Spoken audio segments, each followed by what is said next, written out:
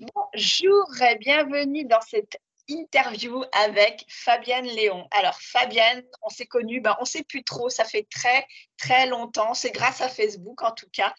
Est-ce que c'est grâce à la communauté des entrepreneuses qui déchirent ou alors c'est au moment où j'ai commencé à m'intéresser à la spiritualité? Je ne sais plus. Mais en tout cas, c'est une très très belle rencontre et je vais laisser Fabienne se présenter. Bien, alors, bah oui, comme tu dis, Nathalie, moi non plus, je me souviens plus comment on s'est rencontrés parce que ça fait tellement longtemps qu'on se connaît que voilà. J'ai oublié. Donc, bah, du coup, je m'appelle Fabienne, j'ai un peu plus de 50 ans. Le compteur s'est arrêté parce que dans ma tête, je les ai pas. Le corps vieillit, mais pas le, voilà, pas la tête. J'habite dans le Tarn-et-Garonne depuis un peu plus de 20 ans maintenant, alors que je suis originaire de la région parisienne. J'ai 3 grands garçons qui sont majeurs. Euh, je suis divorcée, des rencontres, voilà, bref, on va passer. Et là, je me suis remariée il y a un peu plus d'un an. Voilà. Qu'est-ce que j'allais dire Qu'est-ce que je peux dire d'autre? Bah, je suis secrétaire médicale de formation. D'accord. Que ma vie, elle a complètement changé lors de mon divorce, en fait. Là, du coup, j'ai complètement arrêté de faire tout ça. Ça ne me parlait plus du tout. Je suis partie à accompagner les enfants en situation de handicap dans l'éducation nationale, que je fais toujours en travail salarié. Plus, du coup, après, j'ai créé aussi mon entreprise Métamorphose il y a quelques années. Voilà. D'accord. Donc, est-ce que tu peux nous en parler un peu plus? Alors justement, métamorphose. Au départ, c'était une situation que je connaissais bien. C'était pour accompagner les femmes en rupture sentimentale. J'avais tellement vécu que je savais de quoi je parlais. En plus, du coup, en même temps, je m'étais aussi formée à beaucoup de choses, à la lithothérapie, la naturopathie. Voilà, c'était vraiment, j'avais un grand panel. Et puis, petit à petit, je me suis recentrée sur vraiment ce qui m'appelait, donc la lithothérapie. Donc, je crée les bracelets. Pour l'instant, ce sont des bracelets qui sont réalisés en conscience suivant les problématiques. Euh, J'accompagne aussi les femmes hypersensibles parce que j'ai découvert il y a quelques années que j'en fais partie. Quand j'ai pu poser le mot dessus, ça a été une révélation. Ça a expliqué mes réactions, mon comportement, ce que j'aimais, ce que j'aimais pas, pourquoi je réagissais comme ça. Et donc, du coup, je me suis aussi formée là-dessus avec la psychologie positive, avec le développement personnel, tout ce qui était ésotérisme aussi, tout ce que je peux apporter en plus. Maintenant, il y a aussi la numérologie qui vient se greffer par-dessus, la méditation, les chakras, l'aura. Enfin, voilà. C'est petit à petit, ça fait partie aussi de mon chemin de vie d'apprendre, de continuer toujours d'apprendre et de pouvoir aussi partager mes connaissances avec ce que je connais. Donc maintenant, j'accompagne les femmes hypersensibles et le plus du plus, c'est que je réalise aussi les guidances avec les oracles, puisque j'ai découvert aussi en même temps que j'étais hypersensible, que j'avais la capacité de canaliser les messages. D'accord. Comment tu as découvert ça du coup? Qu'est-ce qu'il y a eu? Alors, ce qui a été l'élément déclencheur, il y a un peu plus de 6 ans, j'ai subi une intervention chirurgicale qui a touché une partie féminine de moi, de mon corps. On a retiré un morceau, mais ça a été l'élément déclencheur, comme je dis, où là, je me suis aperçue que j'avais vraiment envie de suivre mes envies, il y avait des choses qui m'appelaient beaucoup plus, genre la lithothérapie. Et du coup, tout ça, c'est revenu à moi, mais d'un seul coup, en quelques semaines, quelques mois, vraiment, où là, j'ai repris du coup mon apprentissage des pierres parce que j'avais hérité des pierres de ma grand-mère avec lesquelles j'avais grandi quand j'étais petite. Donc du coup, je me suis familiarisée avec tout ça. J'ai suivi des ateliers de lithothérapie, d'énergétique. Et qu'est-ce que j'allais dire? Ouais, du coup, comment c'est venu? Et ben, j'étais appelée par les jeux de cartes. Je trouvais ça très joli. Donc, du coup, j'ai commencé, j'ai dit, tiens, il y a un jeu de cartes qui avec des pierres. Donc, j'ai commencé un. Puis après, j'ai dit, ah, tiens, celui-là, il est joli. Donc, j'étais vraiment attirée par les illustrations. Je tirais pour moi comme ça, mais juste une carte vraiment de temps en temps. Et puis, petit à petit, j'ai dit, ah non, mais il y en a d'autres qui sont jolies aussi, qui m'ont attirée. Donc, les premiers sont partis parce que ça ne m'appelait plus et qui ont été remplacés par d'autres avec lesquels maintenant je travaille, qui m'accompagnent au quotidien. Et ça a été un élément déclencheur, c'est que quelqu'un m'a dit, ah, tu pourrais pas me tirer un message? C'était un monsieur avec qui j'étais en relation de couple depuis plusieurs mois. J'ai dit, oui, pourquoi pas. J'ai tiré, ça lui a parlé. Et puis quelqu'un d'autre m'a dit, ah bah tiens, tu tires les cartes, hein. Bah, je dis oui pour moi, mais oh, tu pourrais pas mentir. Et ben voilà, un plus un plus un plus un. Et puis bah, maintenant, voilà, j'ai plaisir à le faire pour des personnes même que je ne connais pas, parce que je me connecte à vos personnes aussi. Ok. Et alors, par rapport à l'accompagnement des femmes intuitives, quelles sont tes Non, méthodes de travail? super sensible. Hypersensibles, pardon. Pardon. C'est pas grave. Les femmes hypersensibles, eh ben, du coup, j'ai voulu, avec tout ce que je sais, je partage aussi, je me sers de mes expériences personnelles, de tous les apprentissages, comme je te disais, aussi bien en psychologie positive, en développement personnel, en tout ce qui est spirituel aussi, la lithothérapie, la numérologie, la méditation, tout ça, ça vient compléter un accompagnement qu'au départ, j'avais mis petit à petit en place.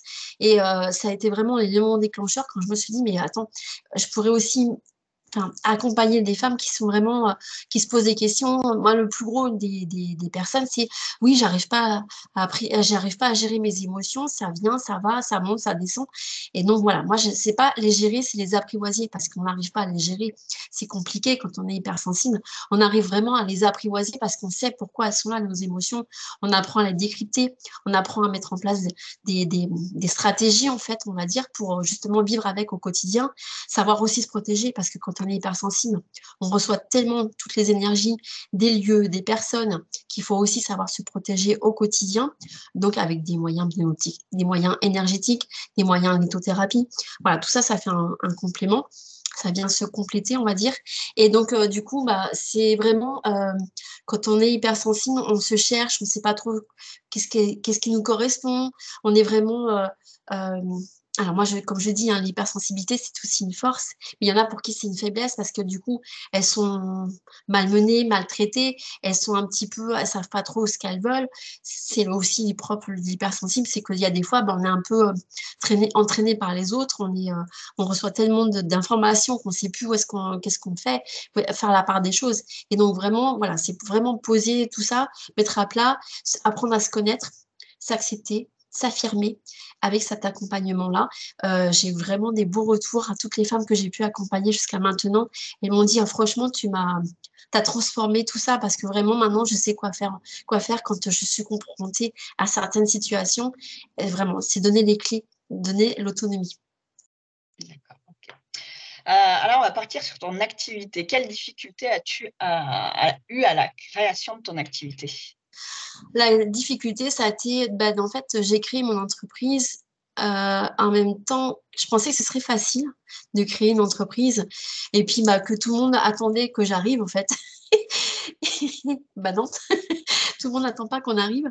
On s'est dit, ouais, c'est génial, moi, je vais faire ça, ça et ça. Et puis, on s'aperçoit qu'il y a aussi d'autres personnes qui font la même chose. Ou, voilà, il faut savoir arriver à se démarquer aussi et, avoir, se connaître pour pouvoir oser parler de soi. Parce qu'on se dit, bah moi, dans ma tête, c'est clair. Mais si on ne le dit pas aux autres, les autres ne peuvent pas savoir qui on est, ce qu'on propose. On se dit, bah ouais, pour moi, c'est tellement clair que les autres, ils comprennent. Mais non, il faut vraiment expliquer de long en large. Et pour avoir traversé tout ça, il faut aussi travailler sur soi-même à la base. Parce que tant qu'on n'a pas travaillé sur soi-même, tant qu'on n'a pas eu le déclic sur soi, on ne peut pas avancer. Donc vraiment, il faut vraiment, ça demande un gros travail sur soi d'abord pour pouvoir oser présenter qui on est, ce qu'on fait. Euh, je veux dire, casser les portes pour pouvoir dire, ouais, voilà, coucou, j'existe. Et ça demande vraiment de l'impulsivité, on va dire, de la motivation aussi, parce qu'il y a des fois, bah, ça marche pas, donc on redescend. Ah bah non, mais attends, j'ai une autre idée, pof, ça remonte, ça plaît, et hop, ça redescend. Donc voilà, c'est des hauts, des bas. Il faut vraiment avoir des fois les épaules larges, comme j'ai envie de dire, être vraiment motivé à faire ce qu'on a envie de faire. Mais à partir du moment où on a la motivation, bah, on fonce. On fonce, on trouve toutes les stratégies possibles, inimaginables. On essaye de trouver toutes les portes qui puissent, des personnes qui puissent nous partager aussi leurs connaissances pour justement, bah tiens, ça, je connaissais pas. Et en fait, on s'aperçoit qu'il y a plein de choses qu'on est obligé de faire en tant qu'entrepreneur. Des choses qu'on n'a pas l'habitude de faire, hein, tout ce qui est administratif, enfin voilà, des choses, la communication, l'outil informatique, quand on n'a pas l'habitude, bah, on est obligé de se former sur le tas, presque, j'ai envie de dire, pour pouvoir apprendre au fur et à mesure. Et puis notre entreprise, bah, du coup, elle évolue aussi avec nous. C'est pour ça d'ailleurs que j'avais commencé avec la rupture, que maintenant je suis partie sur les femmes hypersensibles, parce que j'ai évolué, donc mon entreprise évolue aussi. Voilà. Et comment t'organises-tu avec ton activité salariée, du coup? Alors, il y a des fois, des fois, c'est un peu chaud, on va dire, où du coup, bah, je travaille le matin avant de partir, hein. Par exemple, je poste un post sur Instagram qui est rebalancé sur ma page Facebook. Je le fais le matin quand je me réveille. Comme ça, après, du coup, je peux répondre aux personnes avant de partir travailler. Je profite des temps morts sur ma journée pour justement pouvoir aussi répondre aux personnes sur Instagram, sur Facebook, gérer les mails. Prendre les rendez-vous aussi. Donc, il y a des fois, c'est un petit peu, voilà. Il y a des gens bah, qui me demandent des rendez-vous en journée, donc je dis non, là, c'est pas possible. Donc, on arrive à décaler les rendez-vous. Des fois, c'est en soirée, après le repas du soir. Je m'adapte aussi toujours hein, aux personnes qui me demandent. Donc, ça arrive des fois que bah, j'accepte aussi de travailler le week-end, hein, parce que bah, du coup, les personnes, elles ne sont pas disponibles non plus dans la semaine, comme moi. Je respecte aussi, donc je m'adapte. En priorité, c'est mes clientes. Donc, bah, du coup, je m'adapte aussi à leurs horaires et puis à leurs demandes. Toujours l'adaptation. OK, bah, c'est bien parce que c'est vrai que c'est pas évident de gérer une activité salariée, une activité entrepreneuriale, ouais, Ouais, voilà. ouais. Bah, comme je dis, quand je pars, je dis bon, ça y est, la deuxième journée commence. Mais j'ai tellement plaisir à faire ce que je fais que bah, j'ai pas l'impression de travailler. Je travaille pour moi déjà et puis c'est mes passions.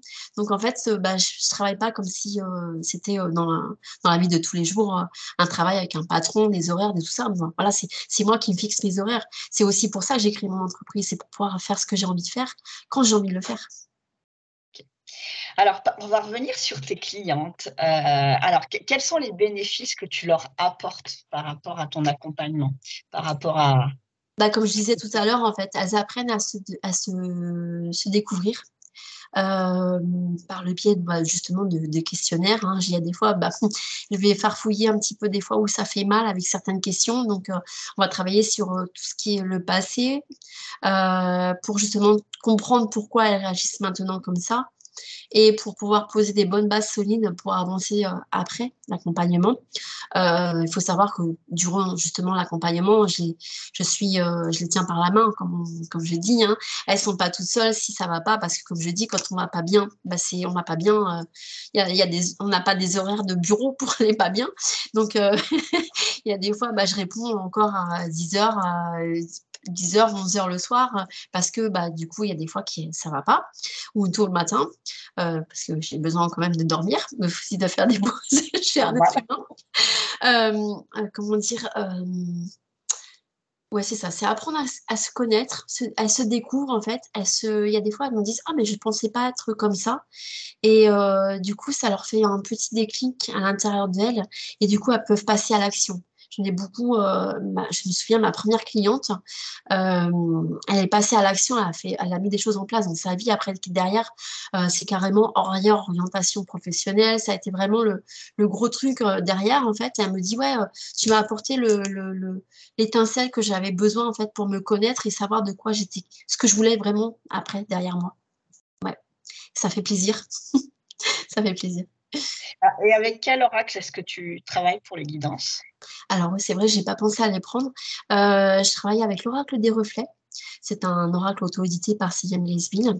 Quand Céliane me l'a présenté, j'ai eu le coup de cœur pour cet oracle et je travaille ben, du coup pour les guidances et aussi pour moi avec parce que j'ai tissé vraiment un gros lien avec. Ensuite, je travaille beaucoup avec les oracles d'Isabelle Serre aussi, les oracles d'Isa. L'oracle des météores parce que du coup, ça va aussi dans le futur.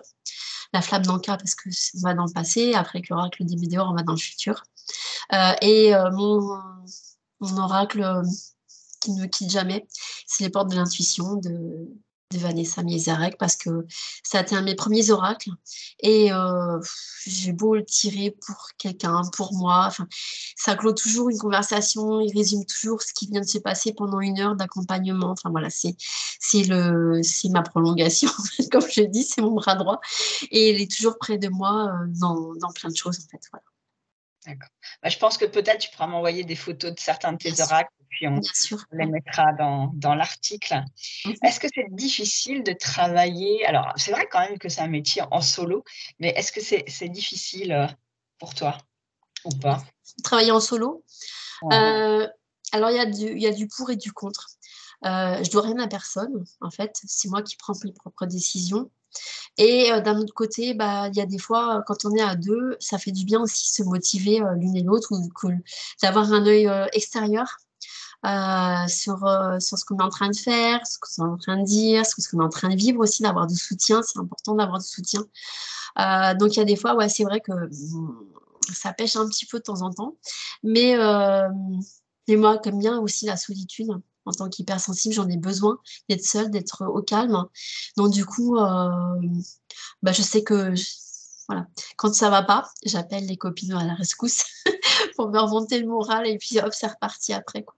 En général, je pleure un coup, je mange du chocolat, j'envoie des messages aux copines qui me soutiennent et puis c'est reparti. Voilà. C'est bien le chocolat, je confirme. C'est très, très bien. Hem, donc par rapport à où on peut te trouver, donc il y a Facebook, il y a, Instagram. Instagram. Ouais. Et alors ton nom Métamorphose, comment est-ce que tu l'as trouvé en fait? Oh, ça a été des longues heures de réflexion parce qu'au départ, mon logo, c'était un papillon pour faire la métamorphose, en fait, la transformation que je voulais apporter à mes clientes. Je l'ai laissé de côté il y a pas très longtemps, le papillon, parce qu'il ne me correspondait plus. J'ai préféré reprendre parce que j'avais aussi créé le logo, la petite fée, pour mes cartes de visite. Et puis pour mon premier site internet, c'est moi qui l'avais trouvé. Il me correspondait bien. Je voulais quelque chose d'aérien, de fée, enfin, de côté féerique en fait. Je me suis aperçue d'ailleurs que j'en avais un collé un en sticker sur ma voiture il y a très très longtemps. Il est toujours collé sur ma voiture et j'ai dit waouh, comme quoi ça vraiment ça Ça te reste poursuit? déjà au fond de moi, voilà, c'était déjà ça quoi. Et métamorphose parce que je voulais le F de Fabienne. Et puis du coup c'est le F de Fabienne et le F de la petite fée aussi. Donc la petite fée qu'on retrouve sur le logo. Donc pour moi, maintenant, ça me correspond. Et quand on me demande de me présenter, il y a même des fois, j'oublie que je suis Fabienne. Je dis bonjour, je suis Métamorphose. Puis il y a des fois, je dis ah non, je suis Fabienne en priorité. Et alors le logo, c'est toi qui l'as créé en fait? Ouais, ouais, c'est moi qui l'ai créé. Bon, je suis passée par Canva, hein. Et puis il y avait une petite fée. Et comme moi, j'adore le violet et que je voulais que tout soit violet sur mon site internet, sur mes cartes de visite, les flyers. Même sur les formats, les affiches que j'ai fait pour tout ce qui est salon, marché de Noël et tout. J'ai gardé mon violet. C'est ma couleur préférée depuis que je suis toute petite, en fait, le violet. Donc, du coup, c'était au départ, quand je commençais avec Canva, je me suis amusée à mettre la petite fée en violette et j'ai dit, waouh, c'est trop, ça me parle trop. Et donc, du coup, j'ai toujours gardé. J'ai transformé plein de choses, mais ça, j'ai toujours gardé la petite fée violette. Voilà. Est-ce que tu te sens avoir une âme d'entrepreneuse et pourquoi? Alors, certains jours, oui, parce que quand il faut arriver à se présenter, à faire la communication, à démarcher, tout ça, bah là, j'endosse la casquette entrepreneuse, oui. Et puis, il y a des fois, bah, j'en ai marre de cette casquette parce que j'ai envie de revenir, revenir Fabienne, métamorphose toute simple. Donc, je repose la casquette et puis, quand j'en ai besoin de me ressourcer pour me retrouver, non, je pose la casquette entrepreneur pour arriver à faire ma passion, en fait. Tout ce qui est, quand je crée les bracelets, j'ai plus la casquette entrepreneur. J'ai la casquette vraiment métamorphose, mais créatrice en fait. Et ce qui fait appel à ma créativité et tout ce que dans tous les bracelets, dans les guidances et tout ça.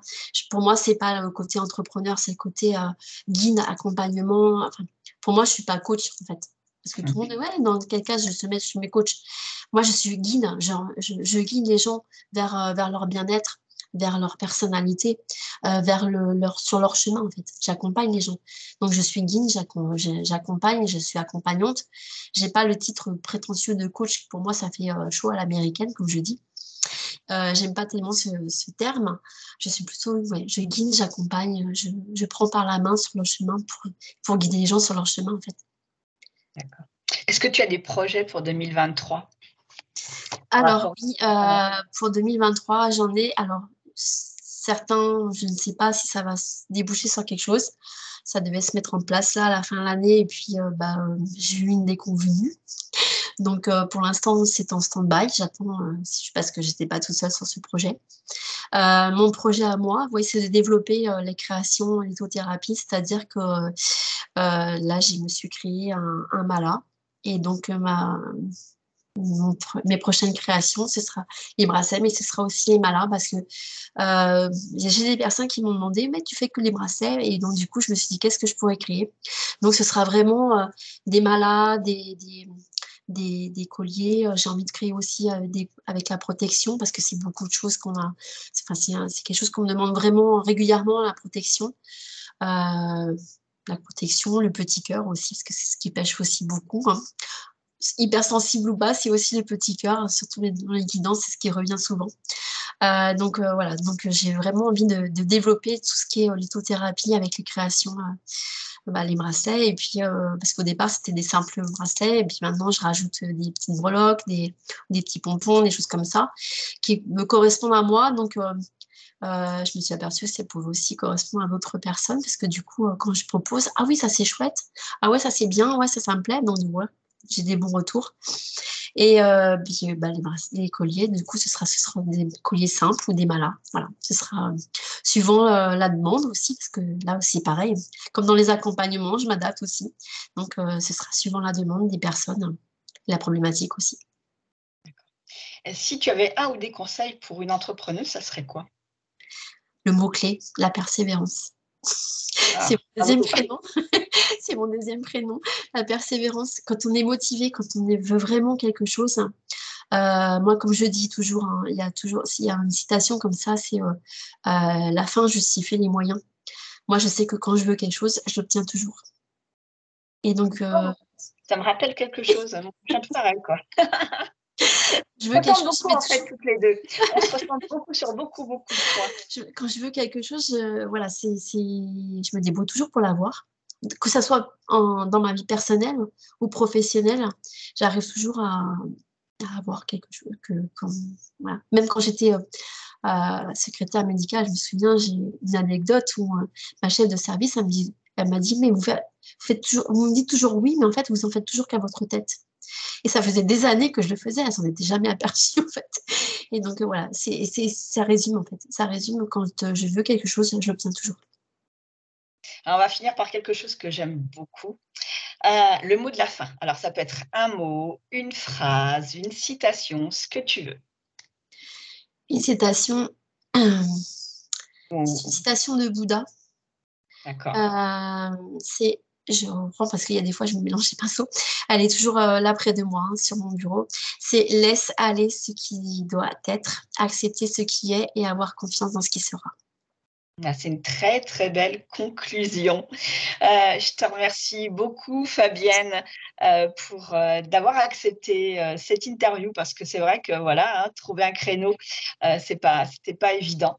Mais voilà, tu as su trouver ce créneau et merci pour cette interview. Et d'ailleurs, quand elle sera diffusée, là, elle est diffusée. Voilà, entre Noël et le jour de l'an. Donc, si vous avez encore des petits cadeaux à faire, je pense que contacter Fabienne pour un bracelet, Heu, voilà, c'est un chouette cadeau à se faire.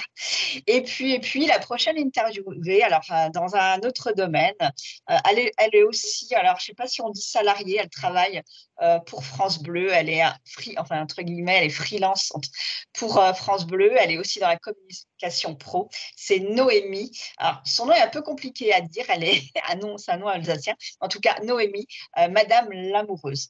Voilà, je te remercie encore beaucoup, Fabienne. C'est moi qui te remercie, Nathalie. Et puis à bientôt. Merci.